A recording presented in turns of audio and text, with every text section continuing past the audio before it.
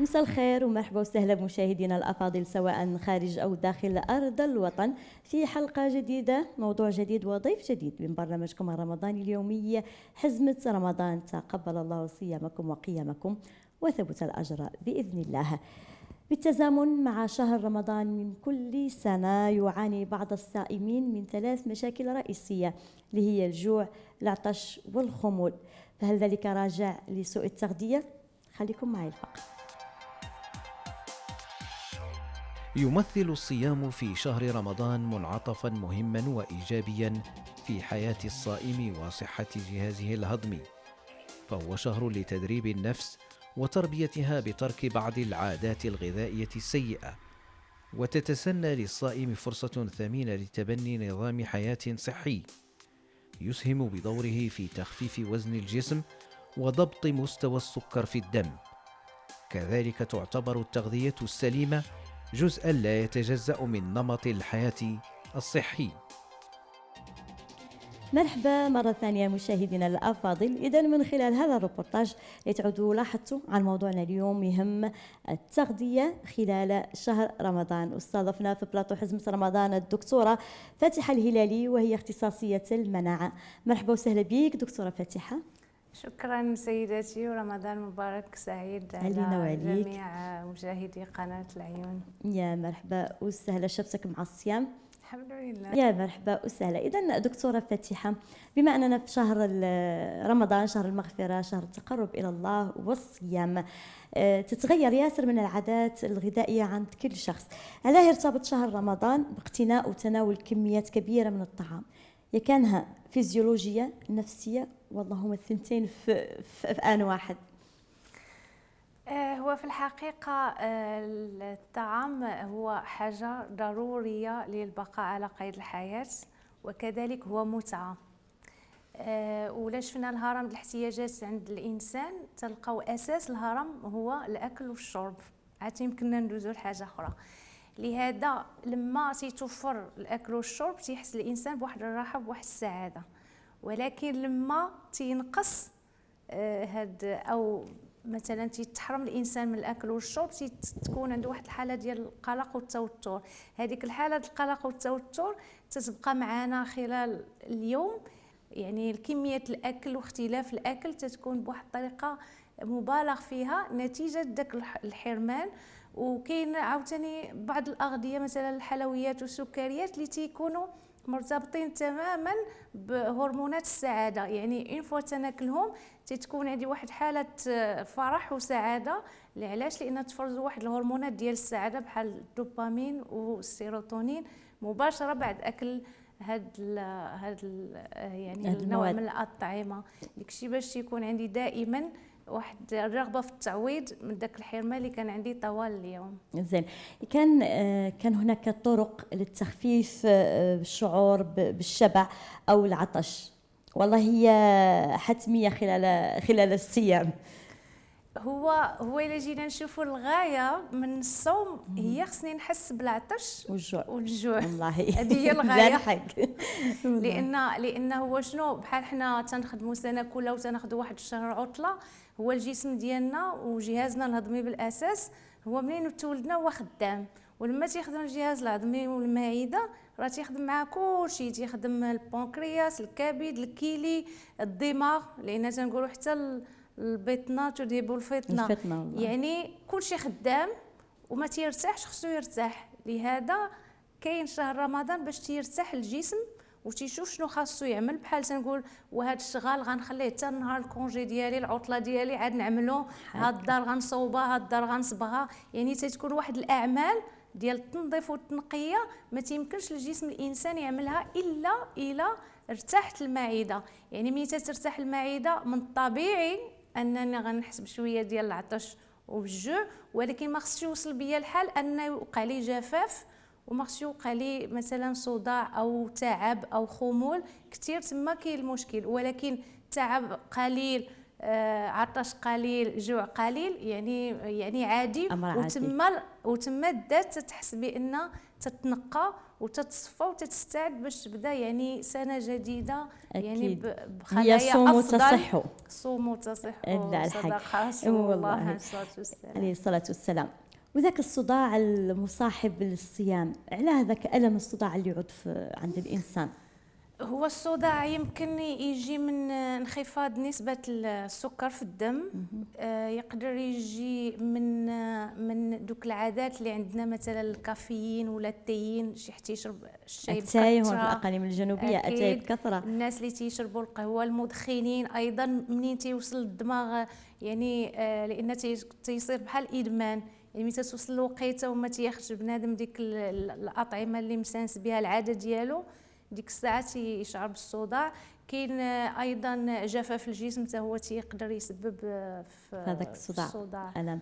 زين حتى اذا دكتوره فتيحه لينا نمشوا لميزه الفطور، مائده الافطار.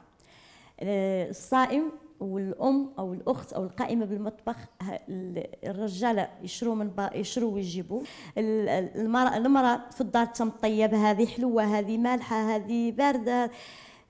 وخصوصا ديك العاده ديال شرب الماء من يأذن طالب اذان المغرب وهو يشرب في الماء على اساس عنده بانه الا شرب ذاك الماء راهو عطشان وما ولي يصاب العطش النهار الثاني. مائده الافطار اش تقولي لنا فيها؟ ديك كاملين شنو قد يسبك، شنو هو الصحي، شنو هو الماء الصحي؟ الماء ضروري. يمكن احنا في خلال الافطار يمكن ناخذوا 4 لتر ديال الماء، ما بين ما هو عصائر وما بين ما هو فواكه وماء. يعني الماء يبقى لنا 1-2 لتر ديال الماء خصنا نشربوها في ما بين الافطار الى السحور. ولكن ما يمكنناش نشربوها في مره واحده اكيد، لان الا شربناها في مره واحده غيستافد منها غير الحمام، ما يستافدش منها الجسم. اذا غنشربها نشربها في مفرقه. مثلا نعمل كل ساعه اللارب نشرب كويس، كل ساعه اللارب تجي شي 10 الكيسان ولا 12 الكاس من باش يستافد منها الجسم. يمكن لي نبدا بتميرات والماء، 3 تميرات وكاس الماء او كاس العصير، ماشي مشكل. نشرب واحد الشوربه. علاش؟ لان الا كثرت من المقليات والملح والسكر مع الفطور تيطلع داك يعني مستوى السكر في الدم تيطلع بالزربه. ملي تيطلع بالزربه تيعاود ينزل بالزربه، لان دوك الحلويات كلهم تينزلوا بسرعه. تيوقع عندي تذبذبات في الانسولين. دوك التذبذبات في الانسولين هما تيعطيو الخمول، هما تيعطيو التوتر، هما تيعطيو التعب. تيوقع عندي تخمه وفي المعده، انتفاخ في البطن. يعني ما تنوصلش للغايه والمكاسب ديال هذا الصوم نهائيا. يعني خصني ناكل، نبدا بالتدريج، نبدا بواحد الشوربه، نخلي الوجبه الرئيسيه واحد 2 ساعات من بعد يعني مقطع الصيام، ومن بعد ونبدا بالشوربه باش نهيئ راسي نمشي نصلي مثلا ونرجع ديك الساعه ناخذ داكشي اللي تقيل شي شويه وماشي ثقيل بزاف غير حتى المعده مولي تقد يظل مستراحه النهار كامل. يعني تدريجيا باش لان الامتصاص يكون يعني عنده واحد الوقت، وناخذ وقتي وانا تناكل ونتمتع، لان الاكل راه ضروره ومتعه ايضا. نتمتع بالاكل ديالي، نمضغ بشويه. علاش؟ لان الا مضغت بالزربه ما غتوصلنيش الاشارات للدماغ بالشبع، انا بقى ديما حاس ما شابعش، ونحدد الكميه اللي غناكل. زين، اذا دكتوره بالنسبه اللي سول عن النظام الغذائي يعود متوازن وصحي اثناء الشهر الفضيل، باش تنصحي؟ هو نفس يعني على طول السنة هو نفس النظام الغذائي. يعني خاصني نكتر من الخضر، الفواكه، نكتر من نقص من المقليات، من كل ما هو محول ومصنع. حتى إلا حبيت مثلا في رمضان ناكل شي حاجه حلويات، نحاول ناكل الحلويات اللي مصوبه في الدار، لان غنحترم فيها شي شويه ديال مثلا تكون قليله الدسم ولا نقص من السكر، نقدر نتحكم فيها. ولكن انا مشيت شريتها من برا ما عندي فين عندها فايده. الوغ هادشي كله النفس يعني تتعشق هادشي، نقدر ناكله ولكن ماشي يوميا، ناكله مره باش ما نحرمش نفسي. يعني مره في السيمانه الا كليت شي حاجه حلوه ولا شي حاجه بحال هكا، ولكن يوميا خصني نحترم نفس الاسلوب يعني ديال التغذيه في سير الريام. تكون متنوعة، تكون شرب الماء، الالياف غنيه بالالياف، لان الالياف في رمضان تيشدوا لي الماء وما تيخليونيش نحس يعني بالجوع. يعني ايضا ما نقص من الملح والمشروم في هذا رمضان، لانهم تيعطيو احساس بالعطش. العطريه نقولوا احنا العطريه الياسره، تعطي احساس بالعطش وبالجوع. تزيد الشاي والقهوه والتدخين، يعني يعطيه هو ايضا احساس بالعطش. كاين ايضا قله النوم، حتى هي تترول وما اكثرها في الشهر الفضيل. الهرمونات ديال الشبع والهرمونات الانسولين، يعني تزيد هي تعطيني احساس بالجوع بالعطش. يعني الا بغيت يكون يعني غذاء متوازن، خص يكون النوم ايضا متوازن، شرب الماء متوازن، ونحترم كل التنوع، يعني ناكل كل شيء وناكل الكميات حتى هي نحترمها، والتوقيت نحترمه. كما قلنا نفرق الماء والسعرات الحراريه على طول مده ما بين الافطار والسحور، باش يستافد الجسم ويمتص الجسم، يعني بخاطره ما نفورسيوش عليه. واش واجب علينا ناكلوا 3 وجبات عقب الفطور؟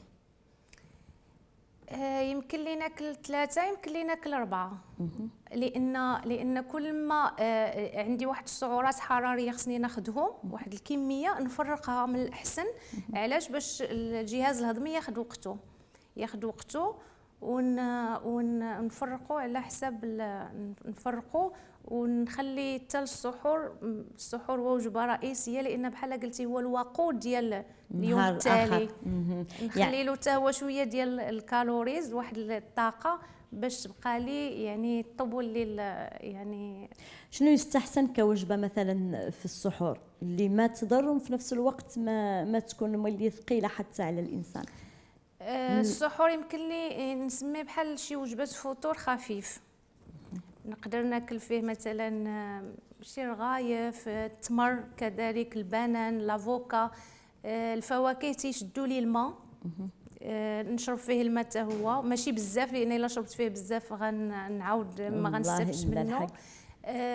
ناكل كذلك يعني الاطعمه الغنيه بالالياف، الخضر، الفواكه، ناكل شويه ديال النشويات،